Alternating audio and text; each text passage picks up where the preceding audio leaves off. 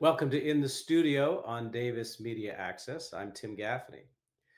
We are a region rich in resources, and a program operating for close to 20 years now has found an innovative way to bring together a few of these. The Art and Ag Project, an outreach of the YoloArts Council, cultivates a dialogue between artists, farmers, and the community to raise awareness about the importance of preserving farmlands and the visual arts in Yolo County. The project has been recognized by the National Endowment for the Arts and was featured on PBS's America's Heartland. Here with us today is Jenna Harris. She's Education Director for YoloArts and the Manager of Art and Ag. Welcome, Jenna. Thank you, Tim. Thanks so much for having me. So tell us a little bit about how this Art and Ag project works. Absolutely. So, the Art and Ag Project's main goal is to connect farmers and artists and therefore our agriculture sectors and creative sectors to make meaningful relationships. And we do this through monthly farm visits where we partner with the farmers directly to open access to their private lands.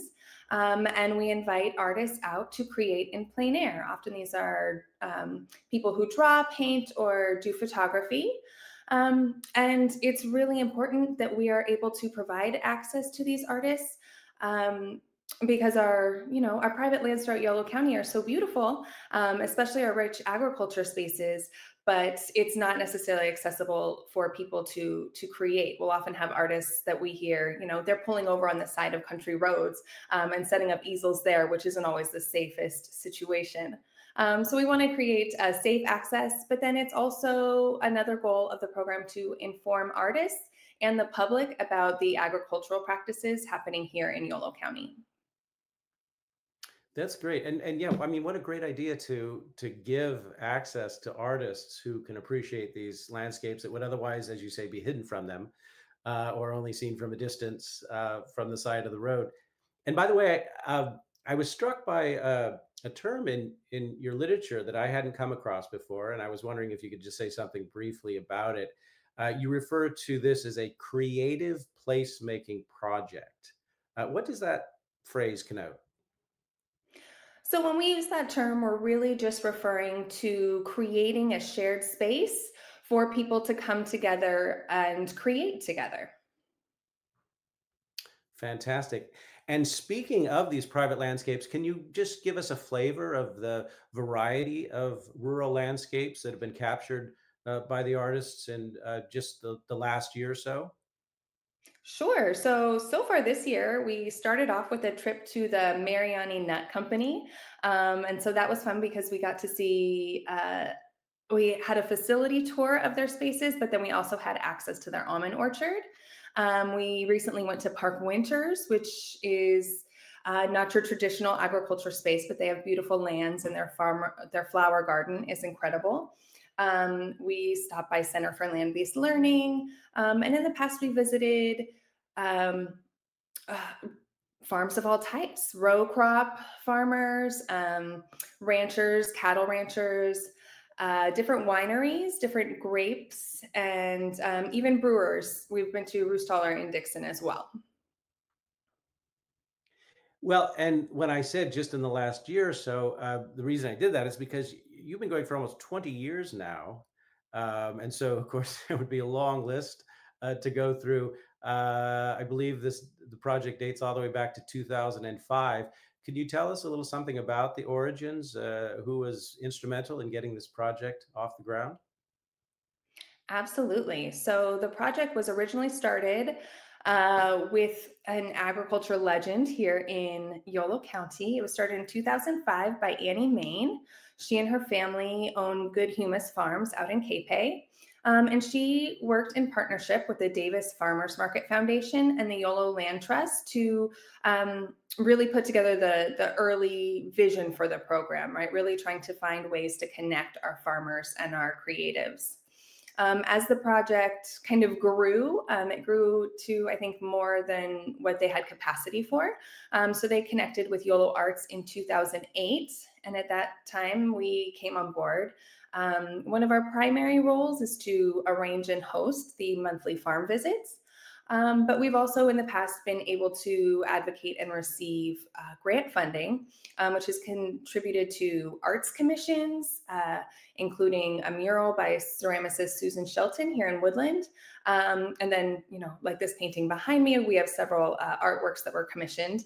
And then we've had several public art projects and installations that have happened. So back in 2014, we had the Mandala project that we had two semi-permanent art installations, one in West Sacramento and one in Esparto. And then there was a music mandala performance by the YOLO Community Band under the direction of Bobby Rogers. And then in 2015, we had the Artful Plate program, where we commissioned local works of art. They were printed on collector's edition plates that were featured and sold at restaurants serving locally sourced meals. So we were able to increase the conversation locally around that. And then in 2017, we had a program called At Ease on the Farm. And that was a partnership with the Farmers Veterans Coalition to bring a series of arts workshops to farms that are owned and operated by our veterans. And so that's a little taste of us over the years and what we've accomplished and worked on. And currently, we're just still focusing on those monthly farm visits and making those connections. Well, I'm so glad you went into that. In fact, you answered really my next question, which was about the connection with YoloArts more generally. And I understand that YoloArts is, in your own words, dedicated and determined to use the power of arts to strengthen and enrich our communities. And I was going to ask you how Art and Ag does this, but I think you've already answered that question. I think that demonstrates quite nicely, and it also shows that this isn't just about the artists, and it's not just about them getting that access and for their own personal growth as an artist, but it has a much broader impact on the community.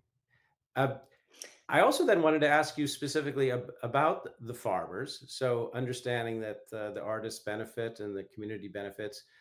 What about the farmers themselves? What do they get out of the project? And by the way, I'd love to hear if any farmers have now become artists as a result of this project. Absolutely. So, um, we've been to over 100 farms so far in the run of the program. And often our farmers might be a little hesitant to get on board in the beginning. I can certainly understand where you're inviting a group of people that you don't know out onto your land, and you want to make sure that, of course, everybody is safe, but your farm is also your livelihood. So often our farmers are a little bit hesitant, but once we are on board and we introduce the program to them, they're very welcoming and they're very excited to share their space and what they do. We found that the farmers are so passionate about the work that they do, being able to feed. Not just people in our county, right? YOLO exports things internationally as well. So they're very, very passionate, and they love to share that passion out with our other creatives. And so I've seen, those friendships and partnerships kind of grow as they've gotten to know each other better. And I do think, I don't know if I can say for sure that I've seen a farmer who has started creating out of the program, but we have many farmers that are already artists, Ah. that bring that artistic eye to the program and get very excited about connecting with our artists. And they'll share their own work with the artists, and they can, discuss as well. Well, and I love the way that you referred to the artists as other creatives, putting them together with other creatives.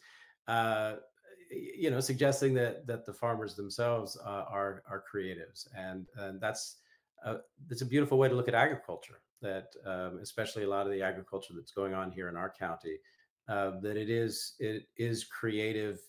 Well, it's literally creative, creating our food, but the process itself is creative as we think of the term in a more artistic sense as well.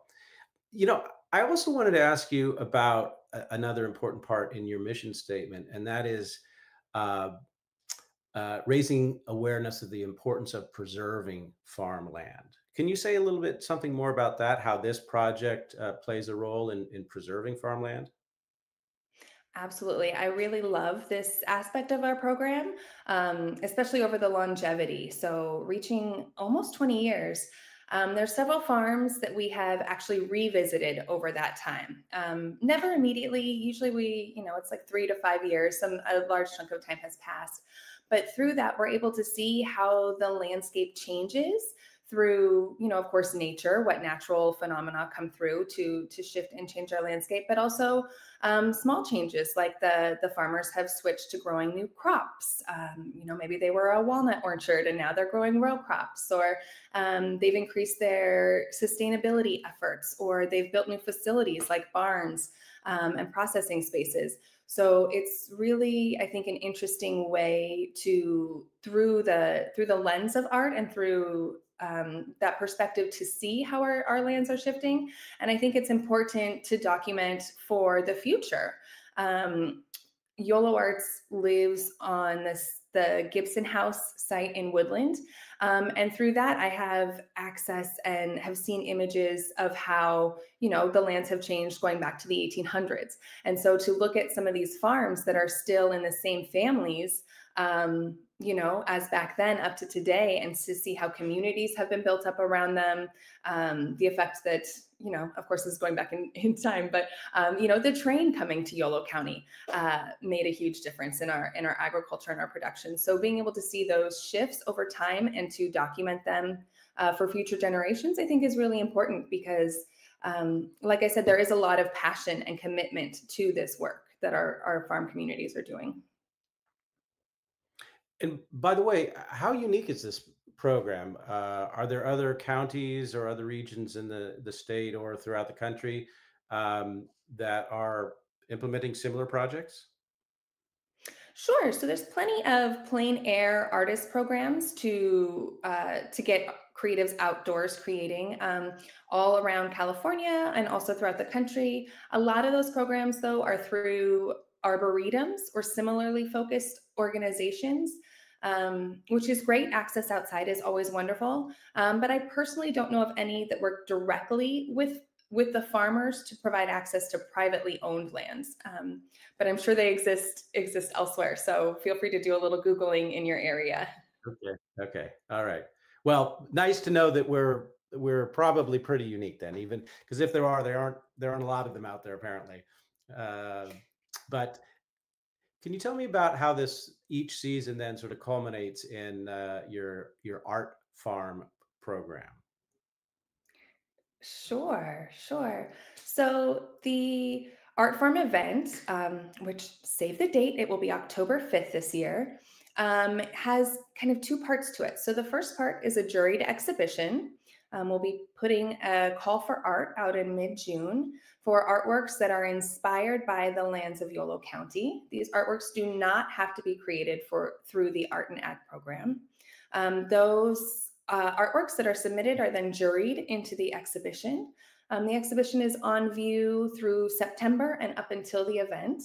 And then the event itself it's a wonderful time. So we have food, drinks, live music. There's an art auction, so you can purchase some of the works that are available. And all of the proceeds support YoloArts and then our partners, the Yolo Land Trust and Yolo Farm to Fork.